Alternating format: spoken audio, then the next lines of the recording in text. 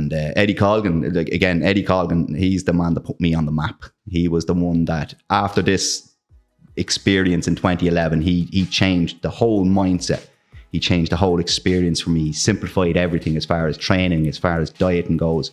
And it was a huge success. But in 2011, I remember I had a towel over my head. I was devastated. And he was like, dude, pull your shit together. Don't let these people see you like this, you know?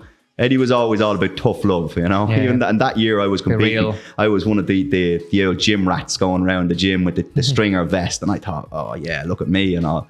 And Eddie comes along and he says, you're looking good, dude. You're looking good. I'm like, thanks, Ed. Yeah. He says, will you do me a favor? I'm like, what's that, dude? I'll do anything. Yeah. Put your fucking clothes back on, will you? Oversized hoodies, oversized t-shirts. Man, this is. I was dragged up in this environment. You know, none of these selfie corners and all angles and filters and all that. That shit was a no for me.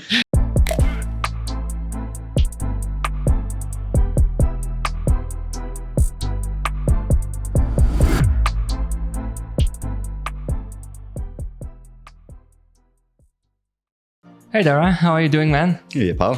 All good? Welcome to the podcast. Thanks for having me. Cool. I'm really looking forward to this conversation or your monologue. No, discussion. So please introduce yourself to our listeners and viewers. My name, Daire Smith. I'm working in the fitness industry for nearly 20 years. Started off the usual fitness instructing, personal training, going into that. Always had an interest in it, like, you know what I mean, even since I was a kid. And then just working away, competing with bodybuilding and various other sports and all that kind of stuff. I just always had a fascination with injuries and all that. So decided to go back to school when I was 30 and study what I'm doing now. And hey, here we are. There we go. Yeah. Cool. You had some great success with bodybuilding, didn't you? You did. So what was your biggest achievements? Tell us, please. The biggest achievements, well, a couple, but the biggest achievement for me personally was my very last show, was the Mr. Universe, representing my country at in my opinion, again, some people might disagree with this, the oldest, most prestigious amateur bodybuilding contest in the world, the Mr. Universe over in Birmingham in the UK.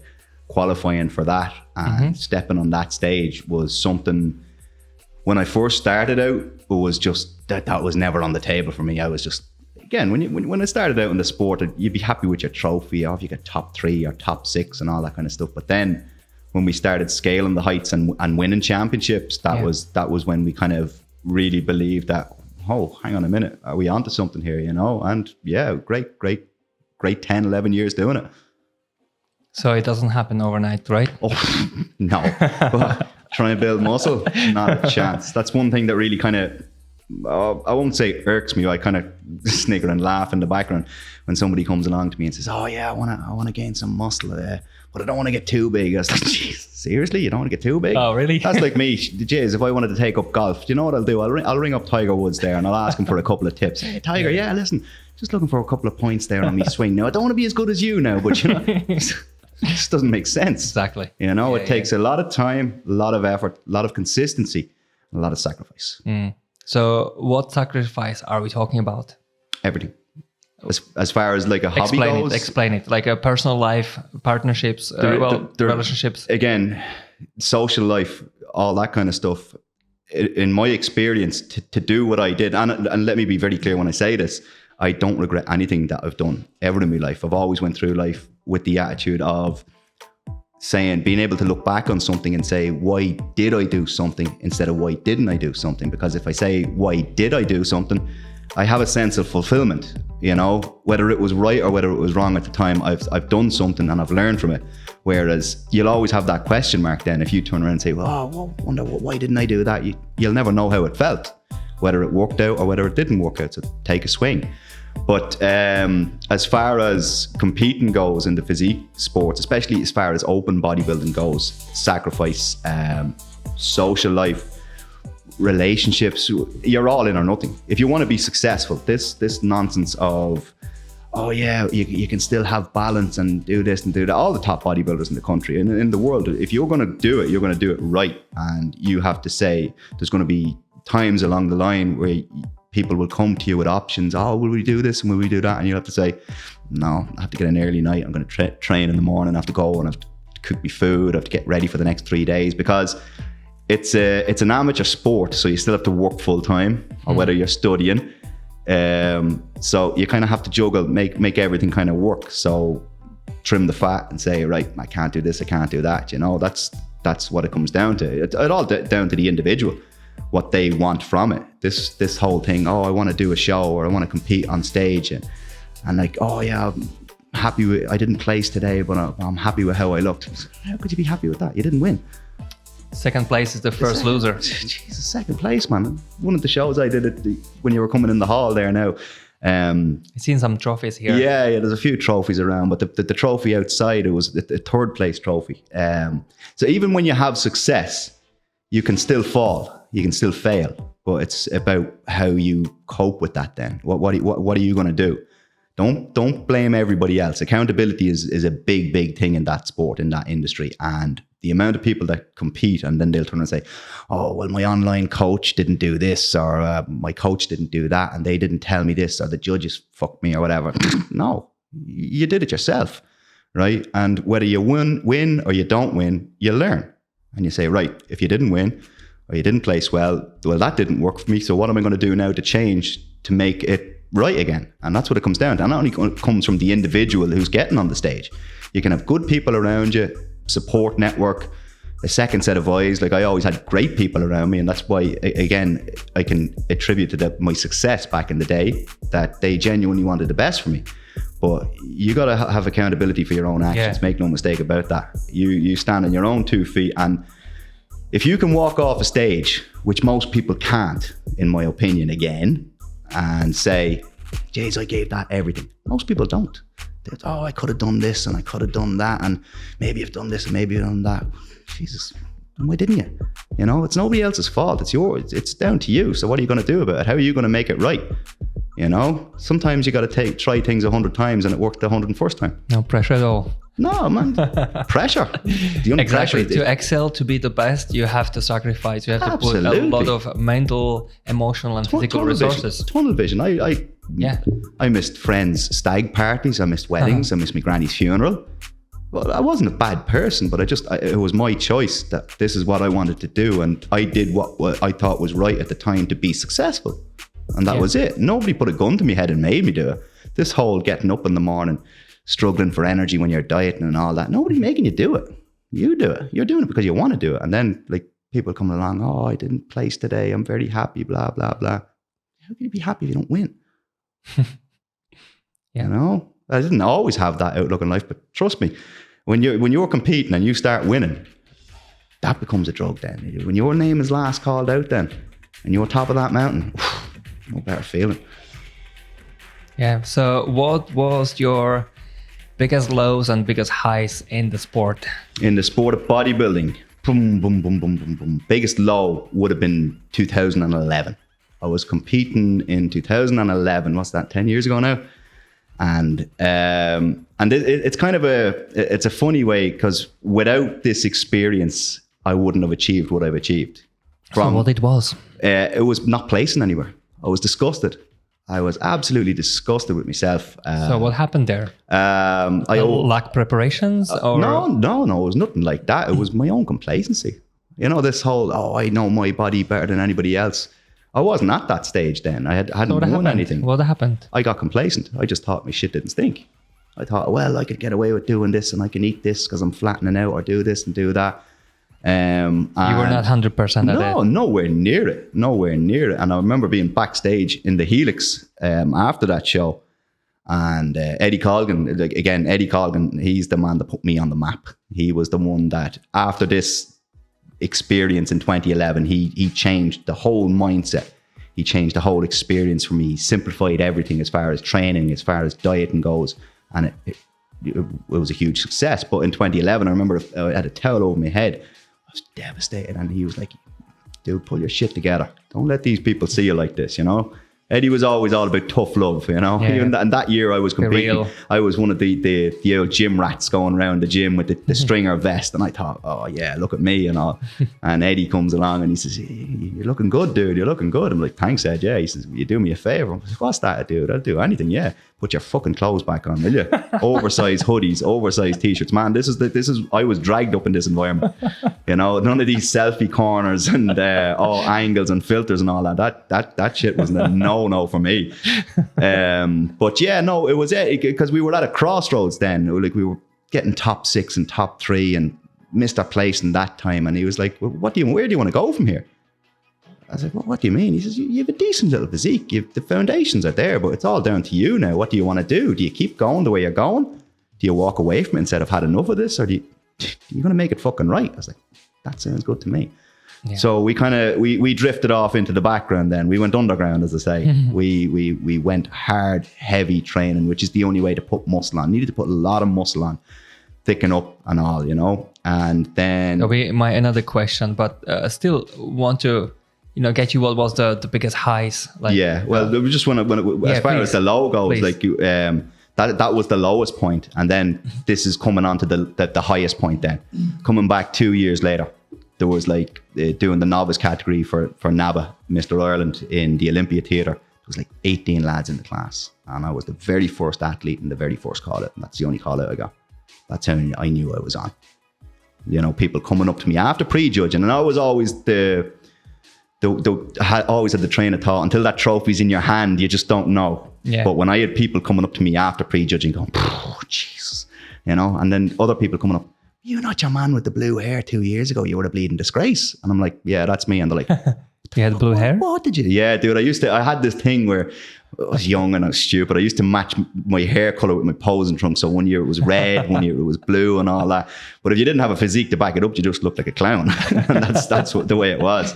So we did away with all that. We kind of grew up a little bit, and when we came back in 2013, 18 lads. There was big boys in that class, and we won it. We won it hands down and got an invite to the universe that year. Nice. Yeah, and that's, as I said to you, going from the biggest low to the biggest high.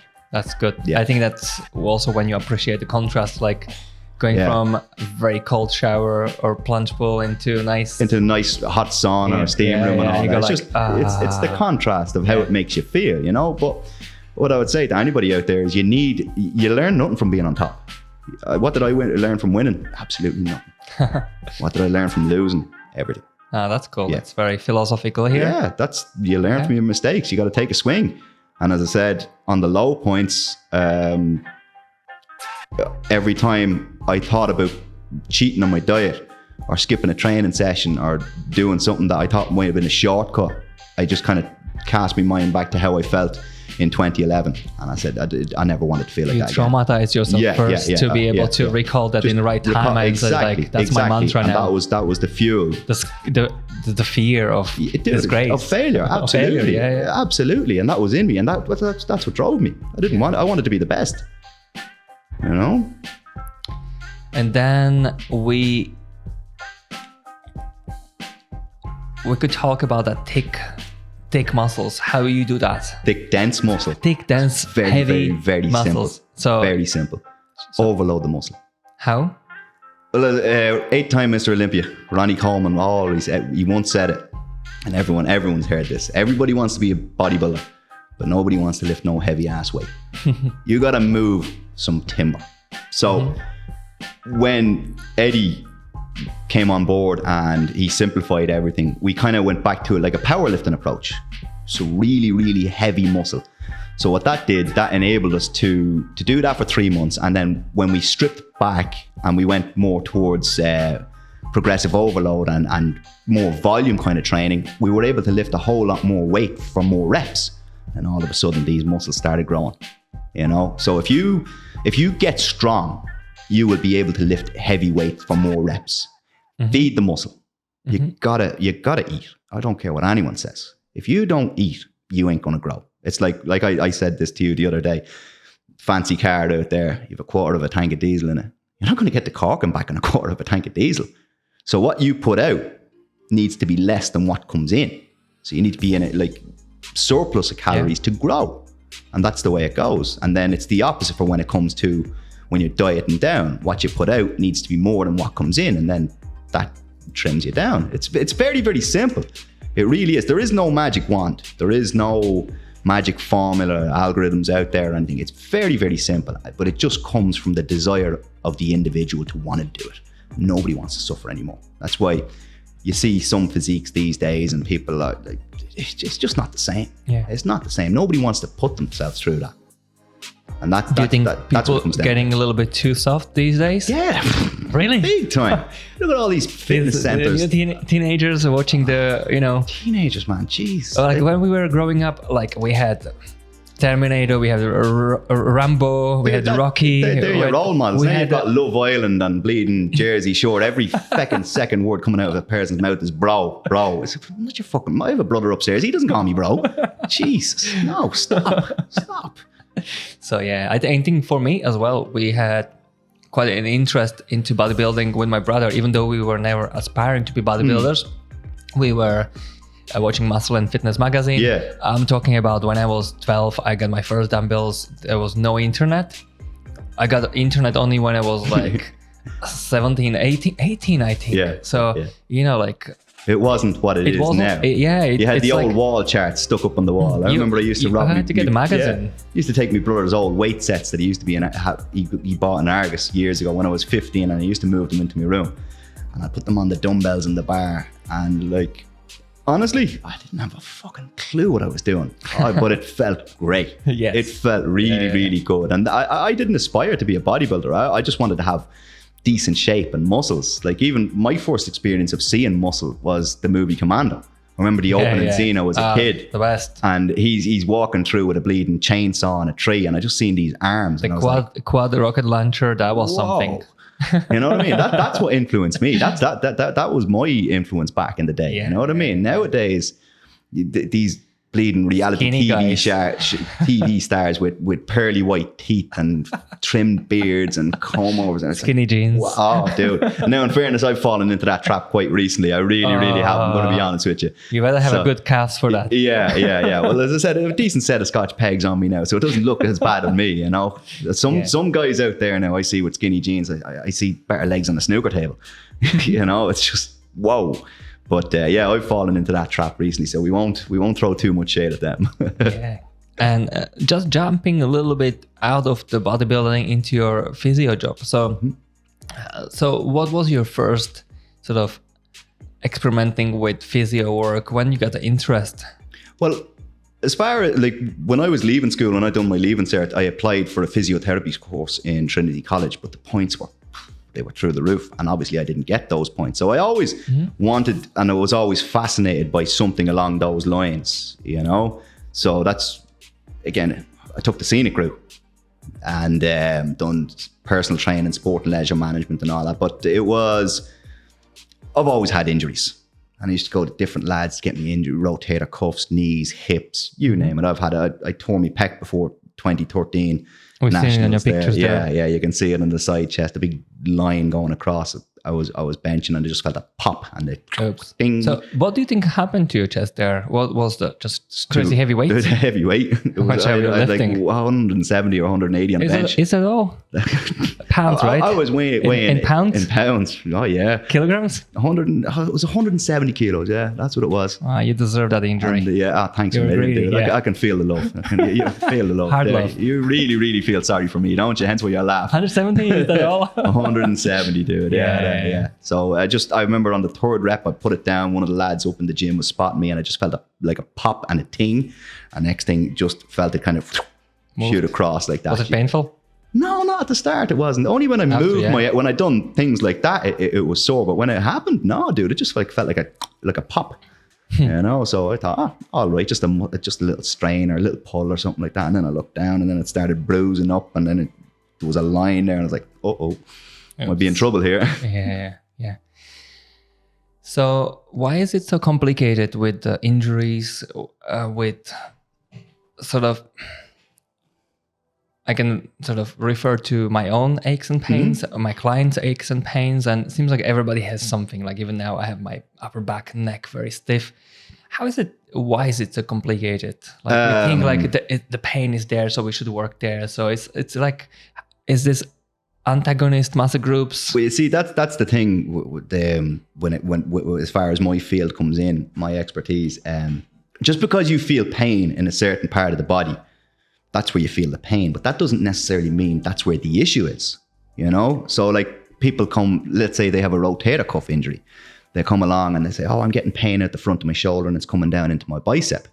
That's a common one, but that's not the muscle that I fix. The muscle that I fix is the back. Cuff? It's the infraspinatus. It's at the back of the scapula. And when I push in there, it's called referral pain. Yeah. It comes out here and down through here. It's the same with lower back issues. Yeah. People are sitting down at desks the whole time, or cyclists in particular, if they're always hunched over doing different things, it's their hip flexors, iliacus anterior, iliopsoas. Those muscles constantly shorten because they're in a fixed position over a period of time. And then when they go to stand up straight or they stand back up, the back locks up. So it's gas, because people come to me with lower back pain and I'll say, right, onto the treatment table there, on your back, face up. And they're going to lie face down. I'm like, no, face up. And they're like, yeah, but the pain is in my back. I'm like, I know that, yeah, but I just have a few things to figure out here. So basically with my field, it's knowing where a muscle starts, what it crosses over, and where it ends up. And as far as the biomechanics of your field, of your exercise, how that muscle is being over-exerted. That's what it comes into. Could you tell us some examples of common injuries? Some sort of like, case studies. Let's say you go, common knee problem, common back problem, common shoulder problem, neck problems, and some solutions to it. Yeah, well. So our listeners will be able to go like, oh, actually, you know what? That makes sense. I might try this. So if you want to help a few people listening. 8 times out of 10, as far as knee injuries go, right? Provided it's not like an anterior cruciate ligament or anything to do with any of the ligaments in the knee itself. 8 times out of 10, if you have knee pain and you go to somebody like me, if they don't check your hip or your ankle mobility, walk out. Walk out. Because the pain in the knee is there, but what's causing that pain? It's coming from the TFL up on the hip. He tightens up, he pulls the lateral head of the quad up. So TFL, that's on the side of the hip? Right on the side of the hip there, yeah. He's about above the hip. Just above it, just 2 inches in, 2 inches down. Close to the abductor, the minimus, glute minimus, close to it, yeah. That's exactly where it is. And again, when I push in on that particular muscle, people, like, they can feel the pain going down the back of the leg.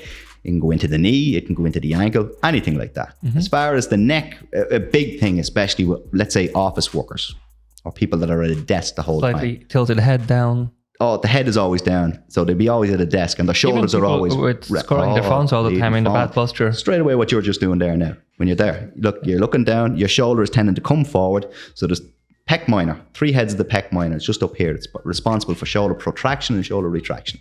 So forward and back like that.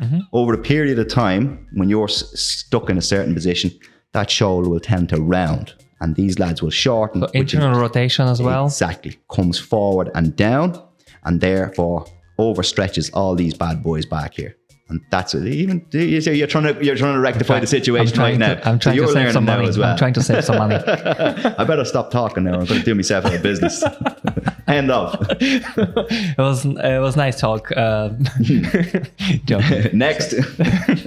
All right. So what other examples do you have there? Let's say when we talk about lower back, that's very common, isn't it? Lower back is a very, very, very common injury. Very. Amongst anybody, whether it's an athlete, even young. When I was 12, I had problem with my back. Anybody. The problem with the lower back is the glutes.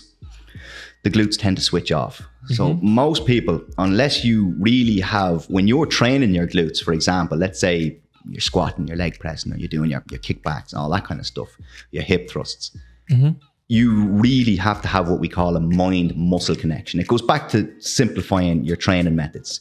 The aim of it all is to move the weight from A to B in a controlled manner, but with the muscle you want to do it with. Most people don't do that. Yeah. Everyone is moving the weight from A to B, whether it's momentum, they're swinging, they're doing different things.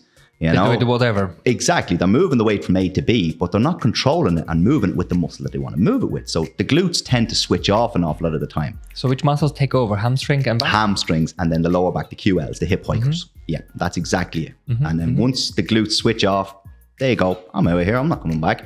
That's why people And that's get lower why they back pain. overuse their lower back then. Yes, and exactly. And people come to me if the lower back issues, tight hamstrings, glutes are non-existent. So it's a whole process of releasing the glute minimus medius. TFL as well comes into play a lot of the time.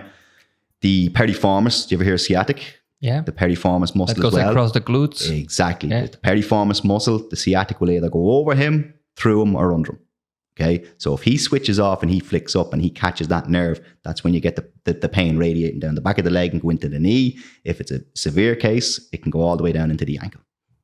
Yeah. So piriformis is like a little hook Mm-hmm. and catch that. Yes. And exactly. Yeah, I actually seen it with clients, and to be honest, I'm exactly the same philosophy of getting the connection with the muscle and being able to prime it, to be able to activate it. Absolutely. When we do the leg abduction with the band, standing leg abductions, diagonals or perfectly sideways, I want clients to be able to feel the squeeze and eventually the burn in the muscle. Exactly. And many times, we go from one leg to the other, and I always, especially new clients, and I ask them, did you actually feel that kind of like a deep connection with the muscle?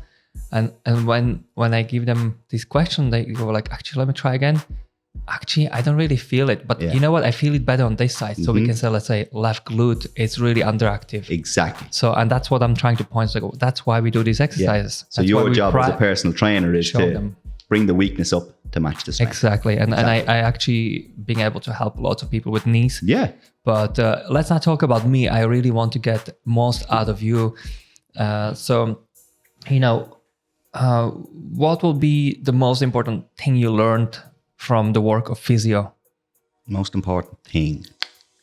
Everyone always asks me, what have I done wrong? Nothing. This happens. Shit happens. Whether it's your posture, whether it's your training, anything. The guy I had to do a job with my own ma there this morning. She couldn't bend the leg and that. She said she had 2 new knees and all. Couldn't bend the leg. Whether it was the way she slept, whether she'd done something and something just switched off. You don't do anything wrong. This just happens. It's the same with the car. You know what I mean? After so many miles, it neads a service. Yeah. Right? If you don't get it serviced, you're going to run it into the ground and that thing ain't going to be worth shit to you. Yeah. So the body is the exact same. And not just from an athletic point of view, but just everyday life. You know what I mean? People develop bad habits. That they're like, you're sitting at a desk all day and the shoulders tend to round and all that. A lot of people aren't aware of that. They're like, geez, I didn't even think about that. But when they become aware and they get fixed, then they turn around and say, geez, now I know. So you're always learning something. But there is no right or wrong way. It's the same in the gym. Everyone says, oh, you're doing that wrong. You're doing that. There is no right or wrong way. Just find what works for you. And everybody is different. Everybody. Different people have different conditions, different injuries. That has to be, you have to cater for that. You have to adapt to progress. As the late, great Kobe Bryant said, greatness can't be achieved by walking in a straight line. Ins and outs, ups and downs, the whole time. Always adapt to progress. Always keep moving forward. If you're not trying, you're giving up, and that's on you. Question arises there when we're talking behind the recording. Why we do get attention, and you mentioned that we're getting attention no matter what. And why is that so? External factors, environment you're in, stress. Could be a number of different things. Actually, I've noticed some clients when they have, let's say, a stressful day or 2 days stressful, they tend to have much more tension than... And people tend to carry their stress in different ways. Like some people, like me, for example, I carry my stress in my stomach. That's why I can suffer from ulcers in my stomach. A lot of people carry the tension in the neck and in the shoulders and all, and everything is all up like that then, you know what I mean? Yeah. But it's just down to the way the person carries themselves and how they process whatever environment they're working in or they're in or whatever like that. I mean, listen, especially nowadays with what we're going through now, life ain't easy, and it's just about trying to manage it as best you can. And it's the same with tense muscles through stretching, through mobility work, different things like that. As you know yourself, your heat treatments, your hot and cold treatments and all that kind of stuff. And there's so many different ways to, like you said there, to manage that, but it's just about doing it. Do you do saunas yourself? Mate, or steam rooms? No, I don't have the time, man. I don't even have Netflix upstairs. I wish I had the bleeding time. Just the way things are at the minute. We were talking something philosophical there about the the book from Matthew McConaughey. Oh, what a book, man. Tell us something Green about, lights. Tell something about Turn that. those red lights green, baby, huh? Yeah. I've always kind of admired that guy. Like, just as far as an actor goes, I think everyone's in agreement that he's just the man. And I remember he released his journal there last year, Green Lights, and it just journals him through his life, just different experiences of how he ended up where he is and what he experienced and all that. And I've always kind of like had a connection with him because you find a place in the whole world, no matter where you travel in the world, you'll always find a place where you just have total peace of mind. It ticks all the right boxes for you. And for me, it's South Texas. I go over to South Texas. I have a lot of friends over there. They're not related to me by blood, but I would consider them family, you know? So down in San Antonio, that's my home from home. So the last, 10, 11 years I've been there, 16, 17 times. Sometimes I go there twice, 3 times a year. Obviously not COVID times, but that's kind of put pay to that. But yeah, the way of life down there, it seems so much more easygoing. And with McConaughey there, he's from the same hometown, Uvalde, as my friend Michael. And I just always kind of just his attitude to life, he's very philosophical. I love all that kind of deep stuff. Yeah. I mean, there's a great quote in that book, and it really resonated with me like last year. Especially nowadays, everyone's living so fast and so furious, and with social media, and everyone's putting up this and that and everything else. And comparison to your friends. Yeah, exactly. You know achieving. What I mean? Oh, seeking likes from people. Shit, you haven't even met them, maybe, or they don't even like you, or you don't like them, but shit, they follow you. Yeah. You know what I mean? It just don't make sense to me. All you see on my Instagram is me smoking cigars, having a few beers, wearing a cowboy hat on. But he always said, one of the quotes in the book, and it really struck with me, was check in with yourself before you check in with the world. And when I read that quote, and going back to when I was competing back in the day, I used to always get up really, really early. It was always easy to get up during the summer because it was bright at like 5 o'clock, 5:15 in the morning. To go. Yeah. I'd half the food cooked from the night before. So I'd have the rest. Of course you did. I'd have the rest of the few bits and pieces to do. But I used to sit out the back here, and I'd bring the dog out with me there, and I'd just have a cup of coffee. No phones, no nothing. Just for 10, 15 minutes, and just kind of enjoy that moment. Peace and quiet, you know what I mean? And it kind of gave me a sense that I was getting a head start on the competition. I was getting a head start on the world. So that was me checking in with myself before I checked in with the world. And even like some of the quotes in the book about goals. Everyone has goals, you know what I mean? And sometimes survive a day. Yeah, you know what I mean? Like sometimes people, like, you have your goals and you're set, no, I'm going to smash this and I'm going to smash that. And it doesn't work out that way. Well, listen, keep going. Keep going. What did Matthew McConaughey say? A roof is a man-made thing. Reach for something that you think is beyond your grasp. Yeah. Right? And just keep going. Turn those red lights green, because a roof is a man-made thing. And in his accent and that South Texas drawl, it was just, yeah, man, he's the man. He really, really is. And he just, again, with his experience in life, and if anybody out there has read his book and the way he lives his life now, again, he doesn't have the same outlook on life now as he did back in his 20s and his 30s. And that's another fascinating thing for me. Like, times change, people change, experience changes people. What was it, the late Muhammad Ali said, a man, when he's 50 years of age, if he views the world the same way he did when he was 20, well, he's wasted 30 years of his life. Nothing's changed. Times change, people change, experience changes people. We have ups, we have downs. We grow. Exactly.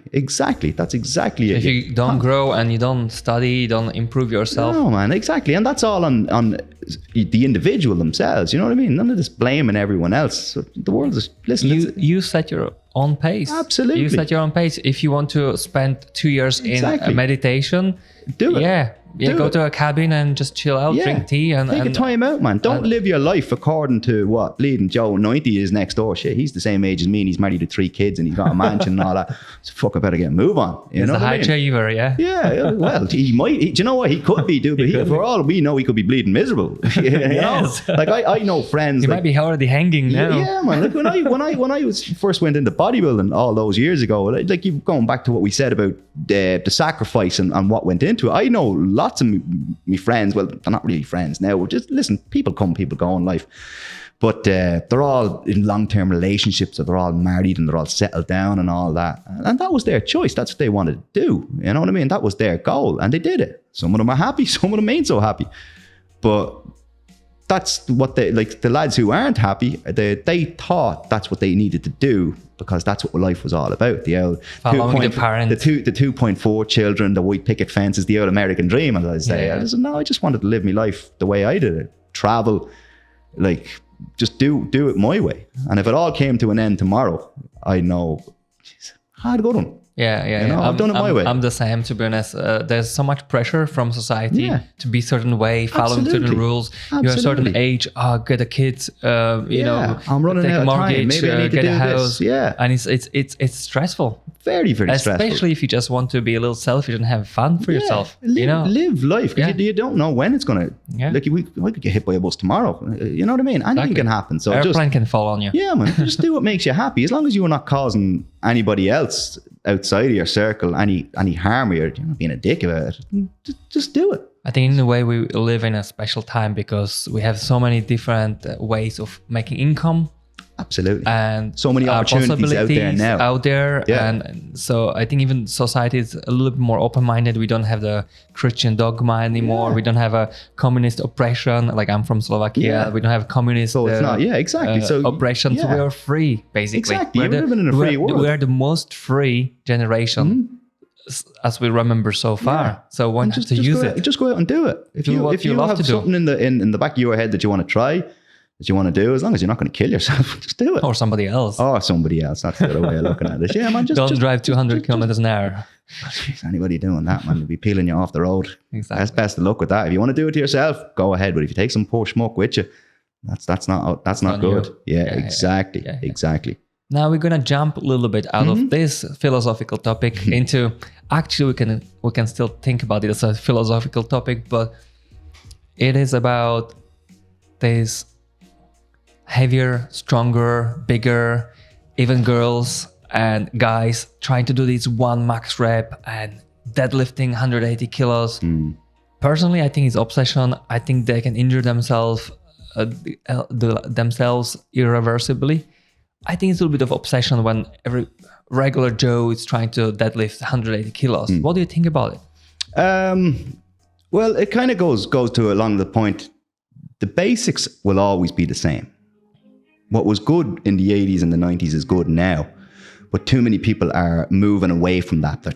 They're strapping bands around leg machines and doing fancy stuff and all that. I've always been of the way, keep it fucking simple, right? That's just the way it is. Keep it simple. As far as one rep max goes, I've never really thought about it as such. It's never really been there for me. The goal was to build muscle. Again, as far as one rep max goes, it's down to strength, pure brute strength. And you know yourself, when people are going one rep max all out, form goes out the window.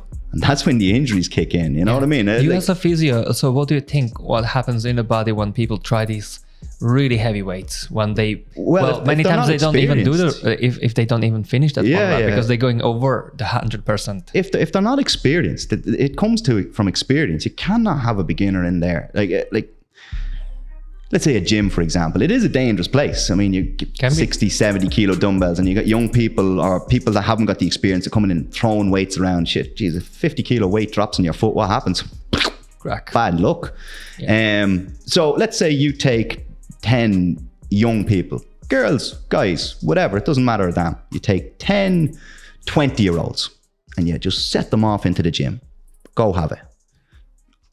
Maybe not tomorrow, maybe not the next day, but somewhere along the line, half of them are going to hurt themselves, injure themselves, because there's no experience, there's no guidelines there.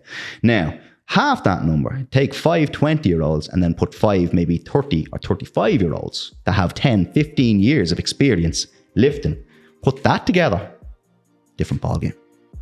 Completely different. So it boils down to experience. And your responsibility for your own self. Absolutely. Like experience, and then like just don't be a lunkhead.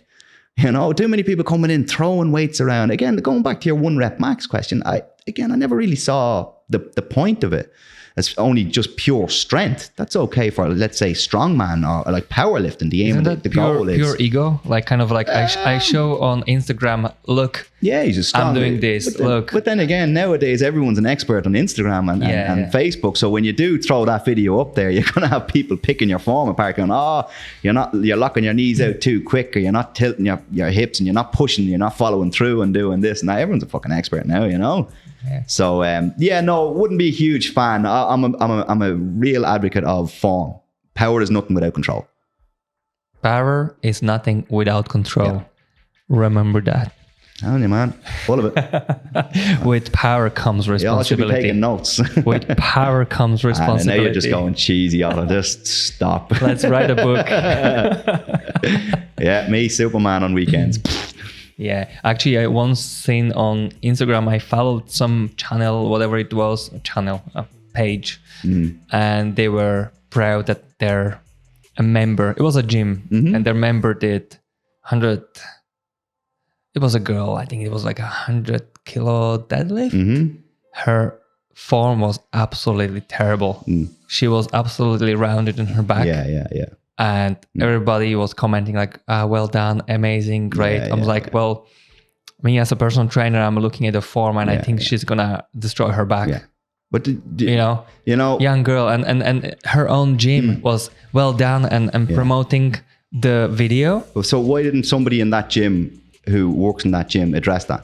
Yeah, and why do the gym owners share that video to a public? But you know what? To show that form that way. In fairness, you can show that video because you only learn from your mistakes. You can show that video. But they didn't realize that. Address where the problem is. Yeah. Let's say, as you said, her back was rounded. Yeah. If she was locking her knees out and straightening up too quickly. They were like, well done. They were like, well done. They have a responsibility then to say, well, hang on a minute. You know what I mean? Great lift and all that. Fair play to you. You moved away from A to B, but you're going to hurt yourself. Yeah. Right. And that's on gym staff. And I see it the whole time. And the gym that I train in out in Finglas, JJ's place out in Asylum, I've been a member there now. Jeez, I started working for JJ, I was like 20 years of age, 15, 16 years now. There's no egos in this gym. No matter whether it's bodybuilding, powerlifting, you're a casual gym goer. Everyone's part of a community. And there's no egos in it. And JJ will call you straight on it. If you're, let's say you're getting ready for a show and he catches you on your phone in the corner, he'll fuck you from a height. Really? You know, I remember, years ago I was getting ready for a contest. I was like 3 weeks out. I looked good. And I was doing my posing in the mirror and one of the mirrors was broken. And I was like, I can't really see the detail in my legs. And, you know, and then I didn't want to stand in the other mirror because it made me look like the pie eating champion of Ireland. So that was a no-go. And I said it to Jay, that mirror I can't really see. And all I got back was, well, the fucking mirror isn't lifting the way, is it? No, fuck off. That's like I said, I was dragged up. But again, he wasn't being bad. That's just like, as I said, that was the environment. That is the environment in the gym. And anybody that comes into that gym realizes that. They come in and they're going, geez, this place is a bit mad, isn't it? But you're part of something. Yeah. You know what I mean? And the rules. Yeah, exactly. And it's built on the foundation of the basics. And if you start off, like this house was built on a foundation. It's of concrete. It's not quicksand. The fucking thing would be sinking. So it's the same with lifts, and it's the same with your goals in the fitness world, whether it's powerlifting, strongman, physique, whether you're just a casual gym goer. The foundations have to be laid first, and then you build up from that. And that's the great part for me training in that gym, was being able to learn off these guys. I mean, there's JJ, 60 years of age, still competing at the Europeans and still bringing home trophies left, right, and centre. That's amazing. And the man's in phenomenal nick, but he wouldn't let you away with cheating on your form of certain exercise. If you're doing it wrong, you can be sure as shit he'll call you on it. You know, the old school is the best school. You know, none of this fancy selfie corner or, oh yeah, you look. I mean, that's one thing that really, really, really does irk me as far as bodybuilding and physique sports go. This really boils my piss. Is people constantly uploading pictures of themselves in the bathroom mirrors or standing on their own, but not with anybody else. And everyone, you look great, you look this and you look that. Stop blowing smoke up their arse, because that's when complacency kicks in. Oh, well, all these people think I look great. And then come the day of the show, you look like a bleeding sock full of yogurt. You know, some lads, oh, I think I was robbed. No, dude, you're a disgrace. That was it. You know, did you even diet? You're like 6 weeks out, never mind 6 days out. And this thing about peak week and all that. If you're fat, if it jiggles, it's fat. That's just plain and simple. This whole peak week, this is when the magic happens.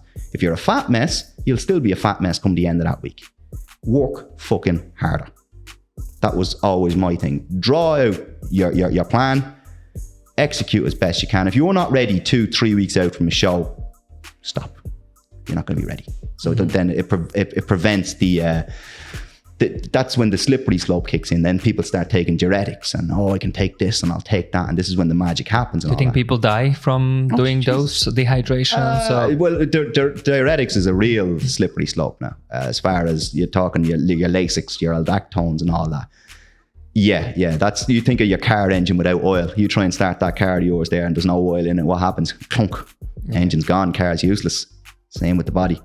Nothing left in the body, no water, no fluids, nothing. Your heart is going to stop. Yeah, collapse. So that's a big thing for me. And like, take it from me, I've experienced highs and lows in bodybuilding. I never got from a diuretic what I expected to get out of it, ever. I always looked worse, felt worse than before I took it. Now we might actually get into these grey waters of anabolic steroids.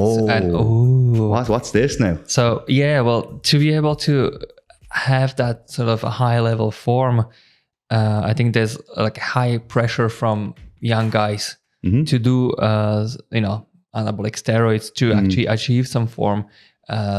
So sometimes like people know the danger of having eventually some health issues, still doing it. Just what would be your sort of like take on that, sort of not maybe personally but kind of like globally, like where's the pitfalls of all of this?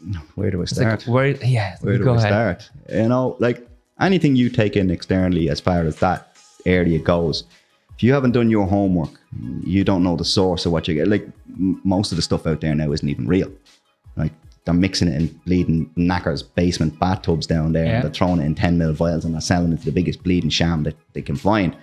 And the world that we're in right now, such as the pressure, whether it's reality TV, social media, most people in gyms that take anything along those lines now, they have no aspirations to get on the stage. Again, when I was competing, I wanted to be the best. So like it was part and parcel of it, but you still doing your homework. Your health is your wealth. I don't care what anyone says. But right now in this world, in my opinion, again, there's a blatant disregard in young people for their health and what they're taking to, like, this is where I am. This is where I want to be. How do I get there? And what am I going to take to get there? Kids, young fellas are coming into the gym now. They're doing a training session. Next thing they're down asking about oxys and Anavar and Winstrol and all. And you're like, where are you getting all this from? And the oxys just... oxymethyl, 50 milligram that's something else. Tablets. Okay. And again... there's something oxy, which is like a painkiller that people get high on. Yeah, the painkiller and all that. No. That's different oxy. These are testosterone tablets and that. And again, they're unaware because, like, when you think about it, you take a multivitamin in the morning and it's a tablet. It's, just pop it in there, drink a bit of water, off you go. Anything you take in orally... it's harder on the liver. There you go. Your liver has to filter that down. Your liver and your kidneys. Let's clean it out. Exactly. And you say to people, if you inject this or you inject that, no, I'm afraid of needles, or they're a bit squirmish. That's the healthier one to do. It's going straight into your blood, it is what it is. A little bit longer, releases a little slower. But going back to the point we were talking about, that's the first thing people are looking for. They're not looking, right, how do I sleep, right? Eat well. What food am I taking in? Supplementation is a big thing. Like, again, you want to get bigger, take your creatine, your glutamine, your aminos, whatever. Your whey proteins. As well to cover as well. Supplementation. Geez, it's just gone mad now. So we jump into this. What would be the best supplements for bodybuilding, muscle building, and eventually as a side effect to weight loss? Your food. Supplementation. So what food? Food. You want to get lean? Just do a simple carb cycle. So 300, 200, 100, 300, 200. Just constantly up and down. Explain it, please, for people who don't know. Your carbohydrates, for example. Yeah. Right? So you're talking about grams, you're talking grams, about... exactly. Yeah. Now, when you say depends 100 on grams size. of white potato is not 100 grams of carbs. 100 grams of white potato is 17.1 gram of carbs. So 500 grams of white potato is about 100 grams of carbs. So different things like that. You have to weigh your food. that as far as bodybuilding goes, you've got to be really, really, really specific in what you're taking in and the timing of when you're taking it in, you know, making sure. Everyone always asks me, we're in a day and age now about these Fitbits and calorie tracking and all that. Everyone always asks me, what was your calorie intake when you were off season? I was like, jeez, I don't know. And they're like, well, how did you grow? I just said, just made sure I was eating enough food. Yeah. And then they're like, visual. Yeah, as long as I seen I was getting bigger, I was like, okay, I felt stronger. I was like, but you see on your plate, like, this is my meal. Yeah. Exactly. And then when it came to dieting down, everyone's like, oh, what was your calorie deficit? I was like, never even thought about it. I just made sure I was getting enough protein in to make sure the muscles were staying nice and full. Done a simple carb cycle. If the carbs dropped down below 100 grams of carbs, I made sure I put my fats up. Keeps the muscles full. Okay. You know? And also your energy, isn't it? Yeah, well, the energy. Well, so you can go back to the gym. You come to a few weeks out now, and what's energy? You know, you struggle to lift your head. But they're the simple basics. Like, as far as food goes, when you're dieting to trim down, everyone has different preferences. Chicken, this, that. When I was doing it and I wanted to get really, really lean, Kevin Levrone always said, if you want to get really, really super lean, white fish and turkey. You eat white fish and turkey and nothing but white fish and turkey along with your vegetables and your carbohydrate source, you will get lean. And I found that out. From 17, 18 weeks out, I would throw chicken out, the odd fillet steak, a little bit of salmon here to keep the fats high, but it was all turkey and fillet and white fish. Simple. And then with broccoli or something like Loads of greens, sliced green beans, broccoli, asparagus, whatever. I've always liked sweet potato, so I just stuck to sweet potato, and I just found my body worked better with that. I tried everything from white potato, white rice, brown pasta, white pasta. I just found my body responded well to sweet potato, and I liked it. I do like them as well. Oh, Jesus, I don't eat enough of it though. You dieting all summer long. Ideas. Yeah, you dieting all summer long, and you can't have a takeaway, and you can't have this. You're licking the skin of that sweet potato to get every bit of it into you, you know. But it is good to have goals. So even if somebody is just kind of like in a moderate shape, you know what, set yourself a goal. Drop 2, 3, 4% body fat, because then you're gonna be more focused. You have a drive. You have a drive to go to the gym and make meals better. Yeah. And that's like only recently now I've had a goal now. I wanted to drop a little bit of weight. I wasn't happy, whatever, about looking in the mirror, but I wasn't happy the way I felt in my clothes. Ned Kelly was bulging and this. I was like, I gotta make a change, man. And it was just the switch just got tripped then, and that was it. You know, just go for it, because I was just treading water. It was just felt like, I was just wading in. There was no purpose in me training. There was no drive. I didn't want to get stronger. I wasn't pushing it and all that. The last 3-4 weeks, fucking great. Really enjoying it. You know, absolutely. Purpose and desire when you walk in, and make that workout personal. Yeah, that's great. That's great. Really good information there. With the supplements, so we mentioned their creatine, glutamine, aminos. So the glutamine with creatine, maybe whey protein, what we've got there. Would you recommend L-carnitine for fat burning? Does it help, or is it a gimmick? What do you think about it? I've never really thought about that particular supplement as a fat burner, you know. As far as supplementation goes, I never really read too much into it, even when I was getting ready for a show, and there was no like magic pill on the shelf of the vitamin shop or anything that I take and say, right, it's a thermogenic, it'll do whatever, you know. It was all down to food. I've never been a huge fan of supplements. As far as supplementation goes, whey protein, a little bit of creatine, even glutamine, I didn't really, you know, just get enough sleep and enough rest in it. You'll recover. Glutamine peptides. You know, different things like that, yeah. So again, it goes back to what I was saying earlier on. Just keep it simple. Yeah, from what I hear from other bodybuilder, Kevin, he says that supplements are your 10% boost. Oh, big time. That's it. It's an aid. They're not 80%. That's like your 10%. No, that's the hard a small work fraction. And food and sleep is so important. Yeah. And if you're not getting enough sleep, you're not actually fully recovering your muscles. That's where everyone goes wrong. I mean, they're like, even people are going into the gym and are spending 2-3 hours a day in the gym. And they're like, oh, I feel big coming out and all that. How do you feel big coming out? You're pumped, all right. Yeah, but what you're doing in the gym is you're tearing the muscle fibers down in order for them to grow back bigger and stronger. How do they grow back bigger and stronger? Adequate nutrition and rest for recovery. Yeah. You know, people, what's the biggest thing to get big? Sleep. Yeah. Sleep. Yeah. Get good sleep. Yeah. Actually, I got better results with training less. Yeah. I used to do 5 times a week, 2 times a day, or 6 times a week training, and I enjoyed it. Yeah. And let's say when I was 17 years old and had summer holidays, morning gym session for like 1 hour, maybe just tricep or chest, then going home, eat, then go to the lake, chill out with my friends, swimming in the lake, chilling on the sun. You found that balance. Evening, go for the gym because I enjoyed it, socializing, train maybe one muscle group, and then eat again, and then go out, hang out with friends. Exactly. Summer holiday when I was 17. Short and sweet. I loved it. I enjoyed it. But now, I'm 39. Genie Mac. Time waits for no man, says you. Yeah, I'm 39 now. And if I have 2-3 gym workouts in a week, or one gym session, one HIIT class, one cardio class, or maybe yoga, and mixing it with sauna, steam room, I'm happy. Yeah. I'm not feeling like I'm losing muscles. I feel like that 2 sessions, either a HIIT class or a gym, gives me enough. Your goals tend to change when you get older. The obsession kind of dies off. You know what I mean? You look at young people now, and there is that obsession with the gym.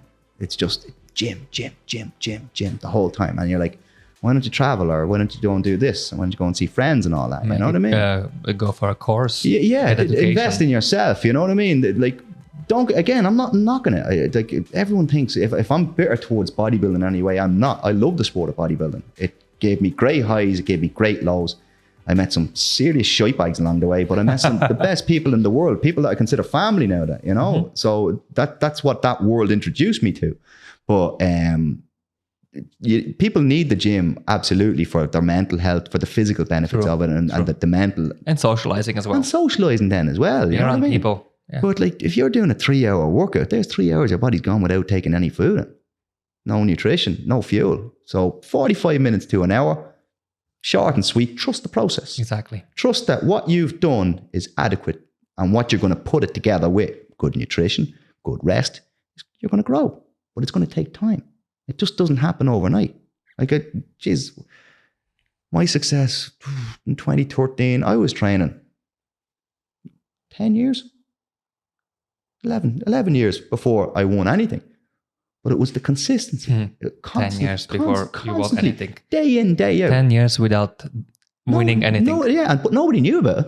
Yeah. Nobody knew about it. I was doing it for the love, and I was doing it for me. And people say, well done. Oh, he's lucky. It's like, no, 10 years. No, man. You didn't years. see, like I said, with success, geez, like I was working nights and I was working a full-time job. I was lucky. JJ gave me a key to the gym. I was able to go in after. We used to work doors in town for 10 years. I used to be able to go into the gym at 4 or 5 o'clock in the morning and do my workout. The question here is dating a bodybuilder girl. What's the downside? What is the downside of someone being obsessed to the gym? I've always been one of these people that the glass is always half full. So if you're going out with somebody, or you're seeing somebody that's fully invested in physique sports, it can have its advantages. Sure, you'll back each other up. You're getting ready. You'll be fighting like cats and dogs because you'll be always hungry and angry at the same time, like, different things like that. But what I found in the past, especially now that I've stepped away from the sport, I found another kind of balance. Like, I got the best mates in the world. I really do. Different circles of friends, and I love spending time with them. Whether that's going for a bit of dinner, a bit of food, or whether it's going for a few beers. I love a few points on the weekend over in the office over there. Why not? But that doesn't exist. It didn't exist for me when I was competing. You know what I mean? For more than 10 years. Yeah. So it becomes an obsession. And if that person that you are like going out with or anything, and it's so obsessive, and it's just gym, home, gym, home. No friends. Have you traveled? Have you done this? No. I just like going to the gym. You're like, oh, Jesus Christ. What else is there? Dedication, yeah. That's it. Well, obsession. I wouldn't say dedicated. Obsession, I would say obsession. Remember one thing, right, Otto, and I'll tell you this, and I'll tell anybody out there now, if you're looking to get into the bodybuilding scene and all that, it is a great sport to get into, but don't make it everything. Do not make it everything. Because if you do that and you keep doing that, you will lose friends, you will lose family. You gotta find an out. Right, of when it's time to switch off, or when it's time to eventually step away like I did. What does life hold for me then? You know what I mean? And then you start exploring. You have, like, as I said to you, Like one of my mates in particular now, like a few weeks ago, I'll be honest with you, I was thinking about maybe making a comeback, maybe the over 40s in a few years. I was thinking about it, and he was like, sorry, how old are you? I'm 36. 36.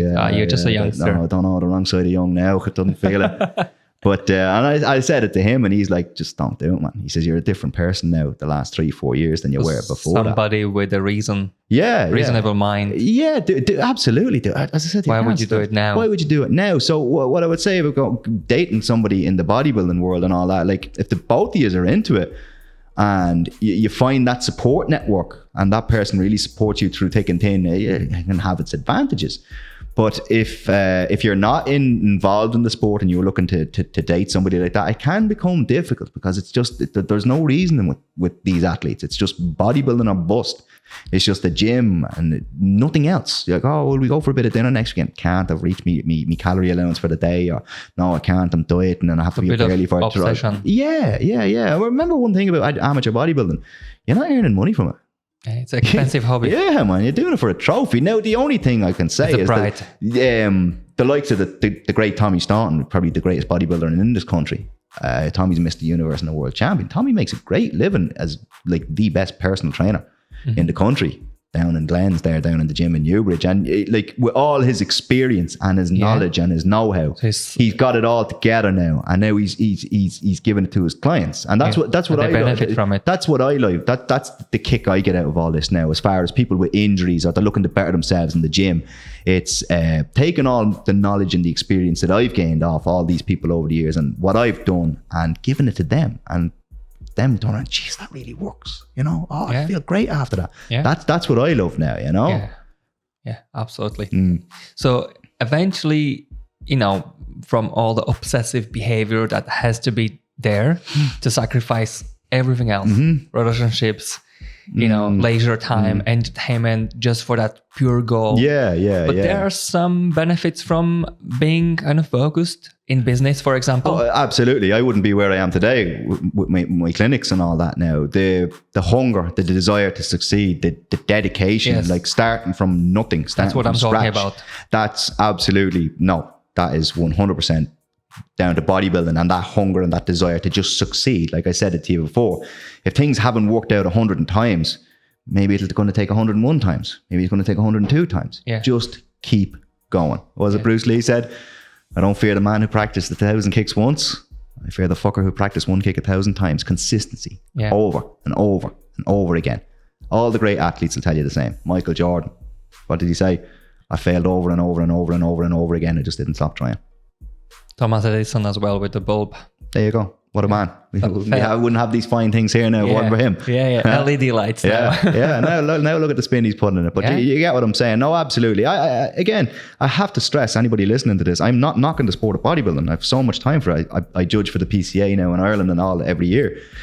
But you do still? Yes. Just myself and Tommy were up at Warren Dyson and the rest of the judges up in Daire there a few weeks ago, judging the PCA Irish Open and all that. And like I said, when it comes to that sport, you really need to go in with your eyes open.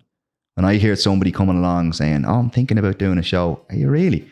You're thinking about it. You probably went to one of these shows and you've seen these athletes on the stage and said, I want to be like that. But are you fully aware of what it takes to do that? And are you willing to accept when you walk off that stage, if you don't get what you feel you deserved, is it going to crush you? What are you going to do with that? Are you going to go to crumbs? Are you going to stand up with your head up and your heart high and say, I'm going to go again and I'm going to show those fuckers? That was my attitude. Make it personal. I was like, I'll fucking show you. There was one story you told me when we met in Sandymount about, like Instagram and the perception of somebody who... Life is wonderful on Instagram, isn't it? Yeah, that you met someone and they told you were a bodybuilder because you still had some old pictures there. And then the whole relationship conversation went like... It didn't even get as far as a relationship. It was just like ignored, I went out there a few years ago and it was like maybe 4 or 5 months after I'd finished to wrap things up with the Mr. Universe in Birmingham. And myself and a few of the lads went into town and I met a girl and went off and exchanged numbers and all that and done what we had to do. And when I came home, then she messaged me because she must have obviously looked me up on Instagram or anything, because my name is spelled quite unusual. So when you put my name in, it pops up. And she just said it to me. Jeez, you never told me you were a bodybuilder. I was like, hang on, no. I says, I'm a retired bodybuilder. Not anymore, retired. Never heard from her again. I was like, shit. Thank you very much. No, it's honest to God, it rattled me that much. I was like, what the fuck? Because like, people think bodybuilding, the dark side and the vanity, and he's just all into himself. And I got talking to a buddy of mine, Kevin Hendrick is his name. He's a top coach in this country. He's worked with some great athletes as well. And Kevin would be one of my best buddies now. I know him a long time. And I was texting Kevin and I told him, and he rang me. He's like, what? I was like, yeah. I says, I think I might delete everything bodybuilding wise off my page. I said, it's just rattled me. He says, you're a fucking tick. He says, if we had you here now, I'd give you a slap. I was like, what? Hang on a minute, dude. I came to you for like sympathy, man. You're supposed to help me here. Help me, like, you know. And he's like, bodybuilding made you who you are. Bodybuilding gave you this outlook that you have in life and the experience that you've had. Yeah, be proud of it. It molded you. That's exactly what he said. Take the ownership. He said, you should be proud of it. Fuck, don't mind her. One silly chick over there. Yeah, let her go. That's we did. Anyway, I didn't even try and get in contact with her. Someone who doesn't have time for her. Yeah, that's exactly it, man. But maybe she needs someone who doesn't look after her. You know, somebody who is like, sorry, I'm too busy. Needed a bleeding doctor in millions or whatever, and it definitely wasn't me. But it did. It rattled me. But again, as you know yourself, Otto, as you get older, you're supposed to get wiser. We get older, yeah? Yeah, well. I think we only grow more mature. Well, vintage, I call it. We're like a fine whiskey. You know, the older the whiskey, the better it tastes. Vintage. Yes. I don't tell people I'm old. I say, I know I'm vintage. And they're like, yeah, you're full of shit. You're not that old yet. But like as I said, when you get that bit older with more experience, you become more comfortable in your skin.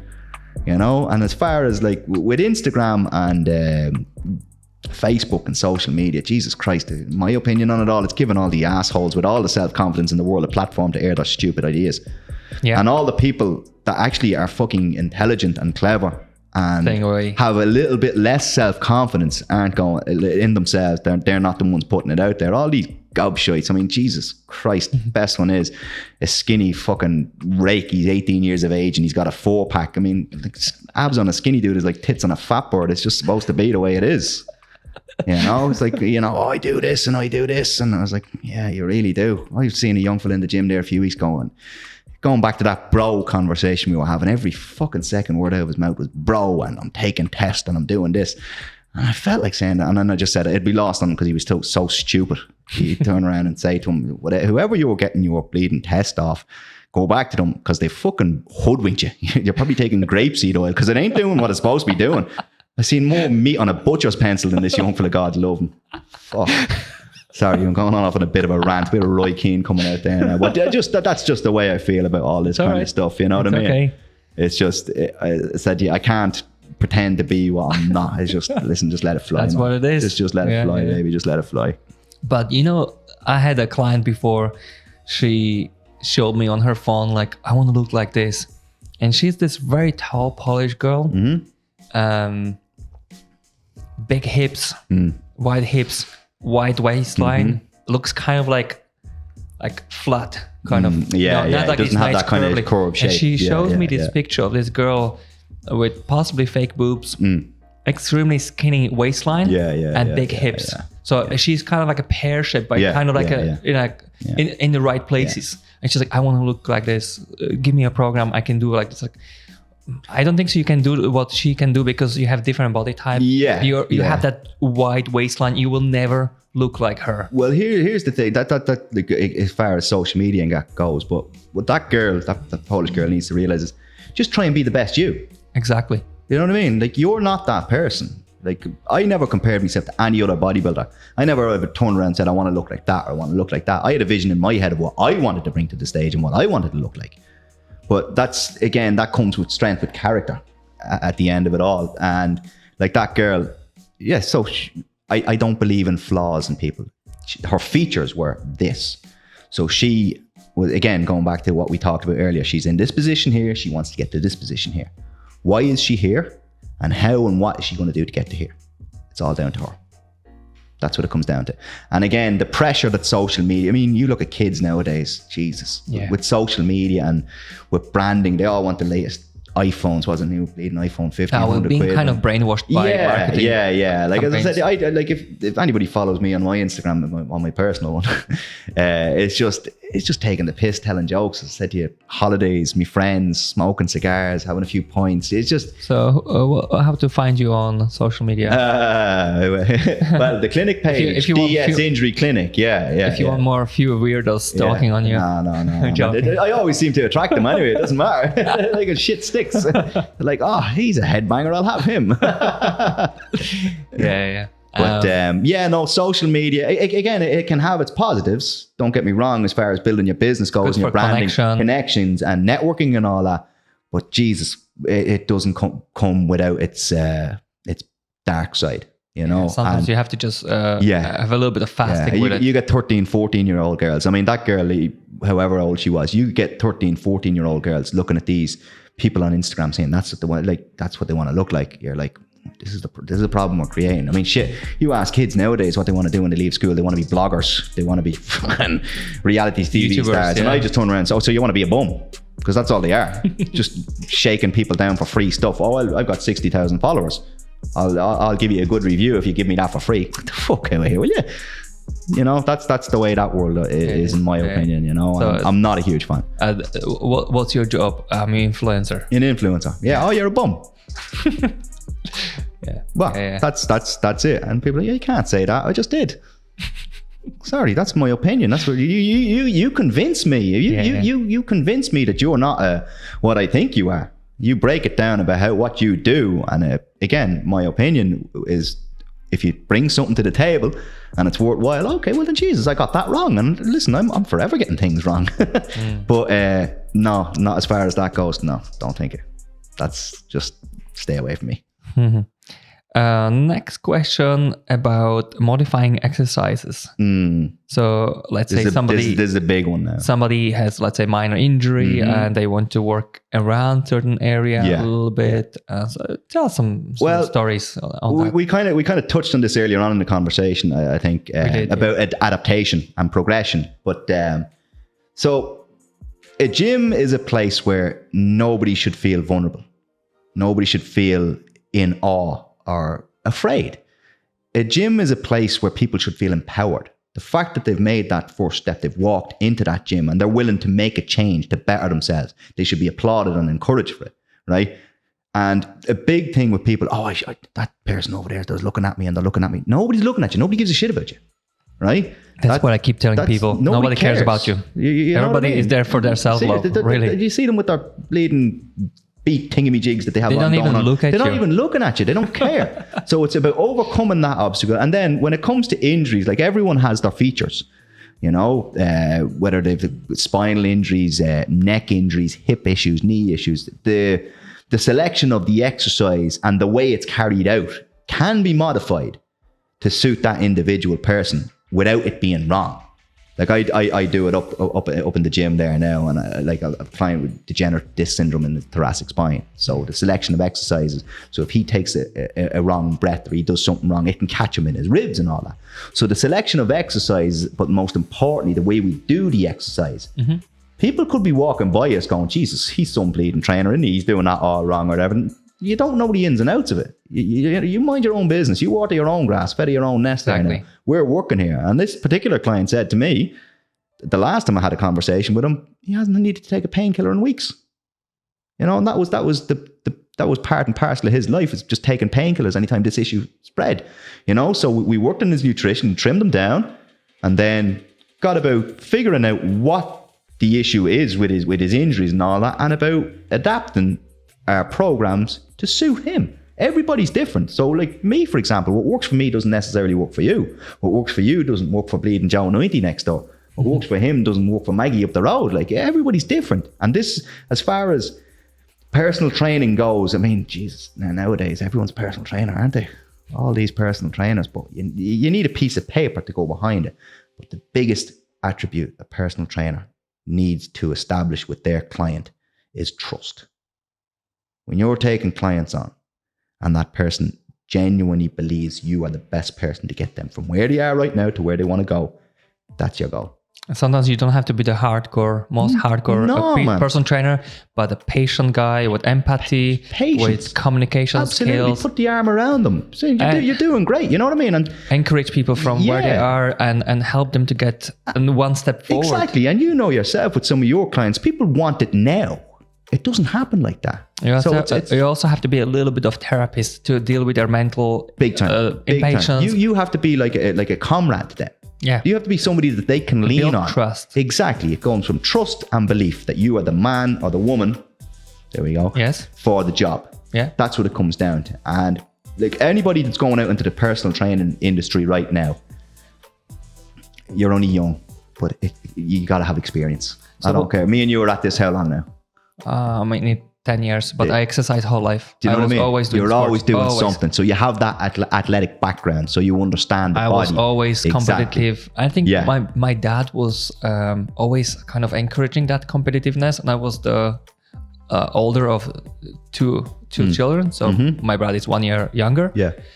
So I remember every time we were going, let's say with my dad, and he would be like, let's compete. Who's going to be there at that pole? Who's going to get there faster? Yeah.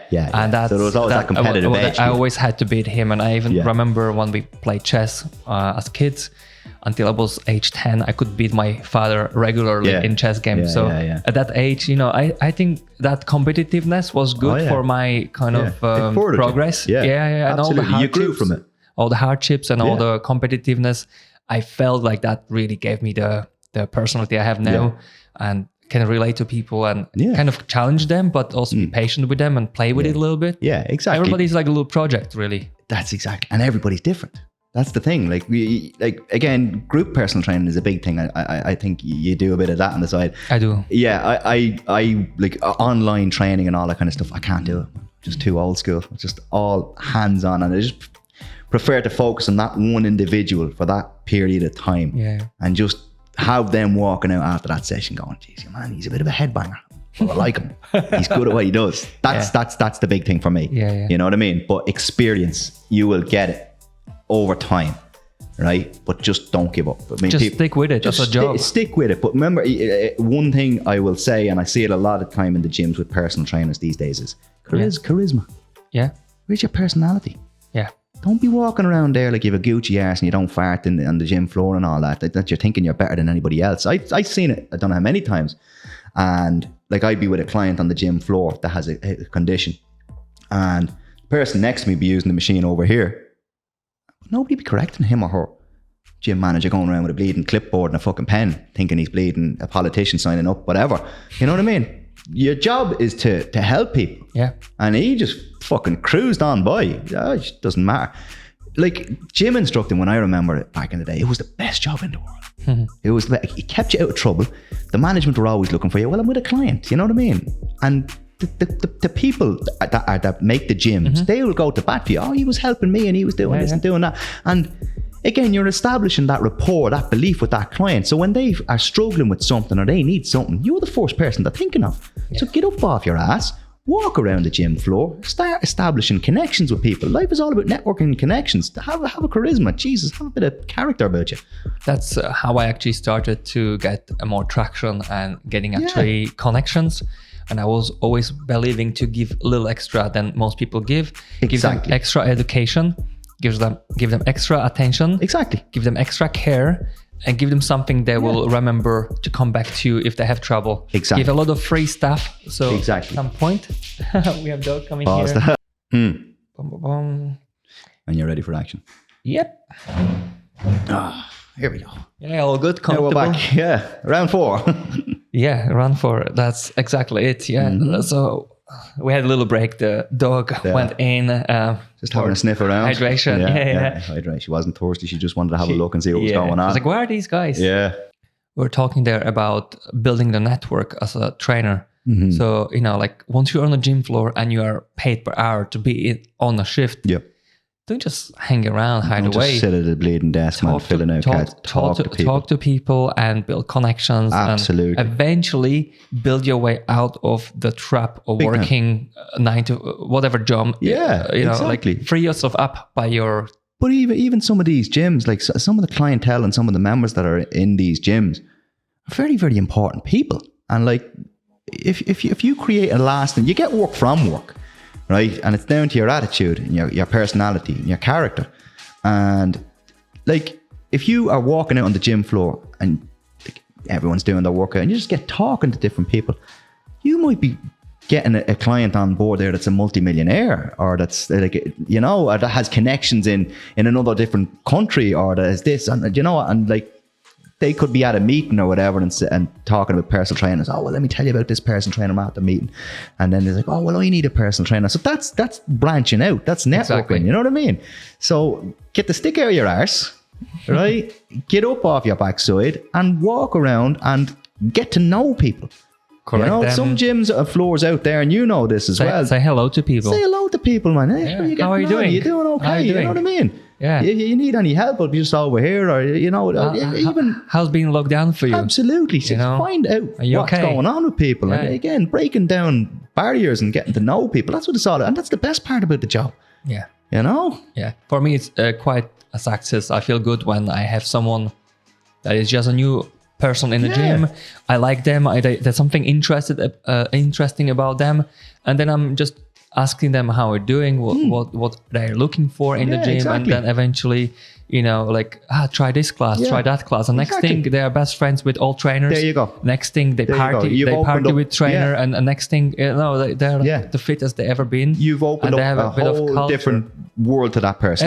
Especially someone who just moved to the area and knows nobody, and suddenly that's it, man. It's like, let me introduce. You know, I had a girl, Emma. Actually, if you're listening, hello, Emma. and you know, I even try to connect her with other female members. Yeah. You know what? I just feel like you will be good to train with some other lady. Yeah. And I knew another lady that I trained. Like, you two should definitely meet and do a session together. Exactly. It's like, connect people. And the thing about it is, what's the worst that can happen?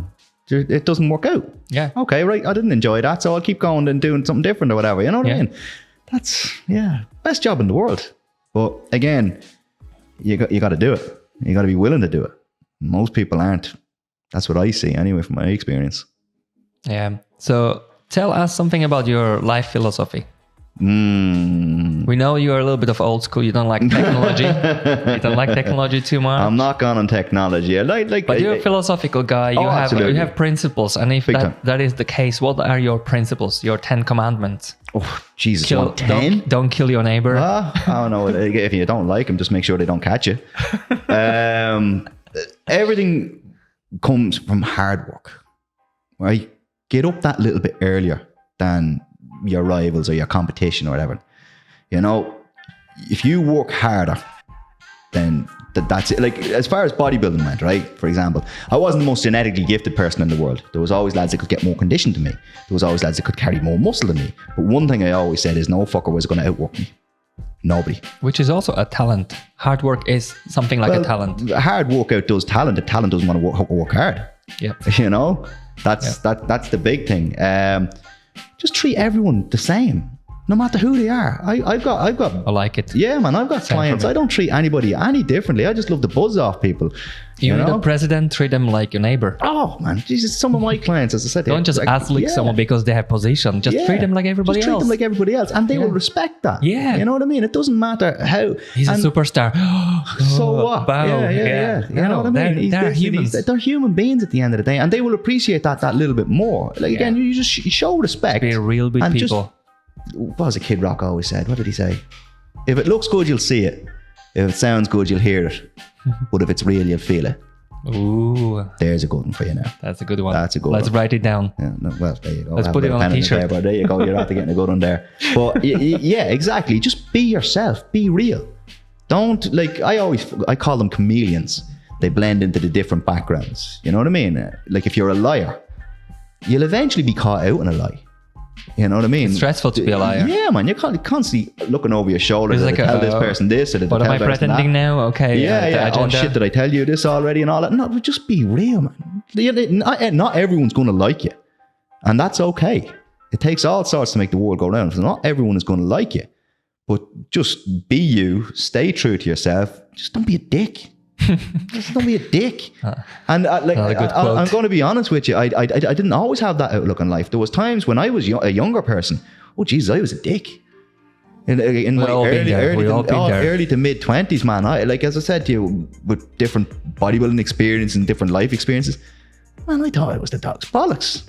You know, and dude, when I look back on it, I was like, I might have stepped on some toes back in the day. I didn't always have this outlook on life. Hence, Muhammad Ali, the man who's 50, the same age he is when he's 20, you know, hasn't really lived. I didn't always have this outlook on life. It was just through experience and dude, hardships, periods in life that was, it wasn't easy.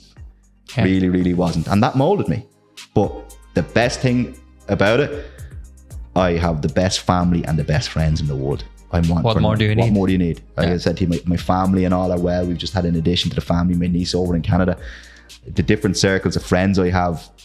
When the chips are down and if I needed help, I know exactly who I can go to, and they'll all be the same. Also important, yeah. Exactly. And again, that's just established by just being myself. Yeah. I think it's important to have goals, and eventually, even if you're on a dark dungeon of your life chapter, you always have to dream your way out. If you're depressed, dream your way out of it.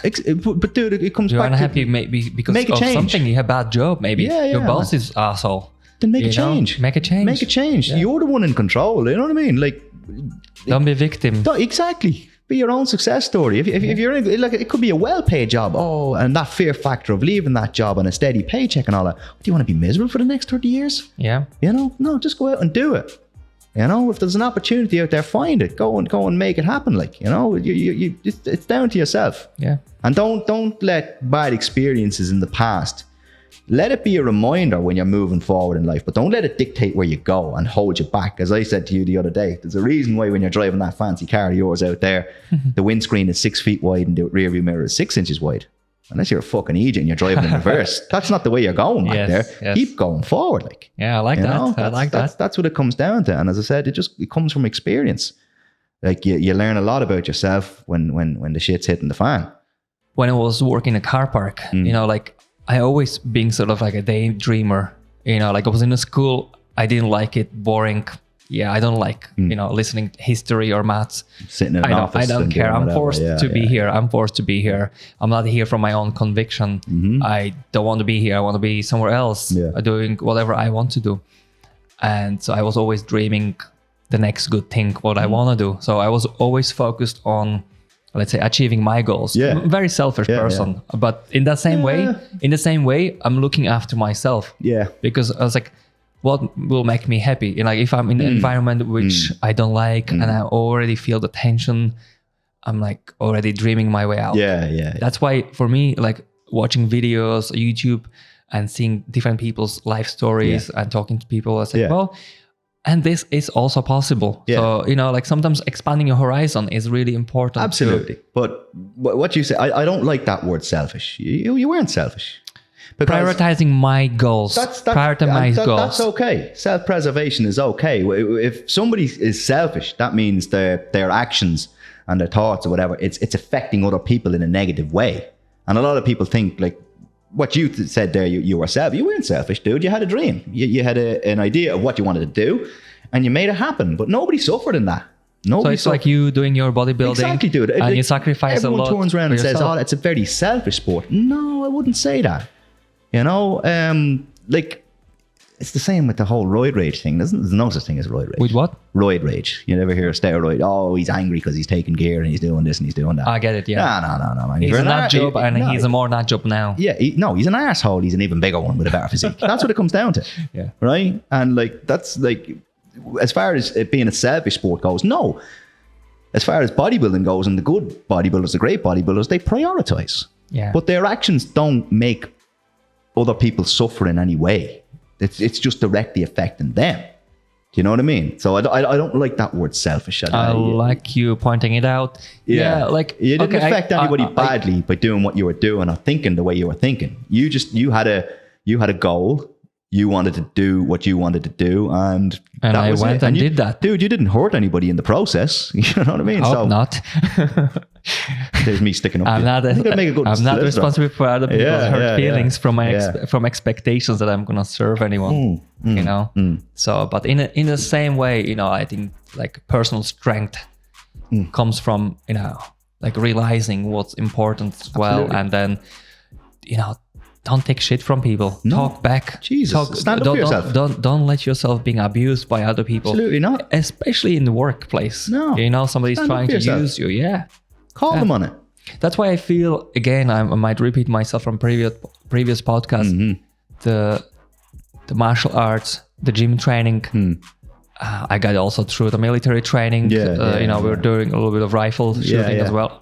I loved it, you know, but eventually I became pacifist. But I think all of these kind of like training, and my whole life I've been training to be stronger. Absolutely. And eventually I feel very confident in myself. And, you know, I think people feel that and then they're attracted to it as well. So, and then you attract more cool, confident people. I think we are like magnets in a way. You kind of attract people of similar kind and they feel good around you as well. What you put out, you get back. Exactly. What you put out, you get back. That's what it comes in. Energy you put out, you're negative the whole time. You put that out there the whole time. You'll attract those people. What's the one I gave you there the other day? You hang around with 5 arseholes. Who's the 6th? You. That's the way it goes. Take a dozen fresh apples. Take one rotten one. Put them right on top of those fresh ones. Over time, what happens? They'll all fucking rot. So in life, if you're dealing with an energy like that or a person or people like that, they got to go. They got to go. Put it in reverse and back the fuck up. Yeah. Gone. Yeah. I've done it actually. Right? And that's not being a bad person. No isn't a bad thing to say to somebody because you're preserving yourself. If you don't put yourself first, who is? You know? I've done it myself and I moved 2,000 kilometers away from everyone that I knew. That you knew. To start 2,000 kilometers. Whole new life from scratch. I'm like, these people have to go. I don't belong here. I felt like the whole country and the whole things, and I loved reading and I always dreamt. I'm like, I cannot achieve what I want to achieve right here. I need to move, you know, earning 30 times more than I was doing back then. Dude, you're in a good place now. Yeah, exactly. And look, you're doing what you love. It took me 17 years, but would you change anything about it? No. There you go. No. That's the thing. You wouldn't change. Yeah, I would. I would invest into Bitcoin 12 years ago. I would be a millionaire now. You know what? Yeah, you're right. If I could memorize the Euro Millions numbers from a few weeks ago and it was worth, 110 million, that'd be different. But you get what I'm saying. Yeah, I totally get it. You are where you are right now for a reason. And that's down to the choices that you've made in the past. Everyone says, oh, it's on your path and it's just fate and all that kind of shit. You know what I mean? Listen, you're on a road, absolutely, but you still have choices to make at the end of the day and it can go one way or the other. Yeah. Right? And the choice is down to you. Yeah. I was saying that before, you know, coming to Ireland, which is such a multicultural country as well, not overly. And it's kind of like, it's more sort of Europeans here. We don't have like too many Africans. We don't have too many Muslims. Yeah. It's kind of more diverse. Well, it's more diverse, but it's not as much as in UK, for example. But I feel like Irish people are extremely friendly. Mostly. They just want to have the crack and the banter. Yeah, I think Irish people are very nice to foreigners. Yeah. No, like even when Irish people go away, like everyone, like even famous people come to the country and all, the Irish people don't fuss over them. They're like, leave them to it. You know what I mean? They just, that's such and such. Best of luck to it, you know? And we can start a conversation about the weather anytime. Yeah. You know, but like there's and even if you go abroad, me as an Irish person going abroad and all that, the Irish always find a way to find each other. Yeah. You know, and then like if you ever needed help when you're abroad and you have to locate another Irish person, they'd always help you out. Yeah, I think that's why, you know, when you think about foreigners coming to Ireland, you have to understand when there was a famine in Ireland and a lot of emigration happened. Yeah, absolutely. People were fleeing the country. Like even the movie Titanic, you know, the story of guys leaving you know, heading to America to have a better life. Yeah.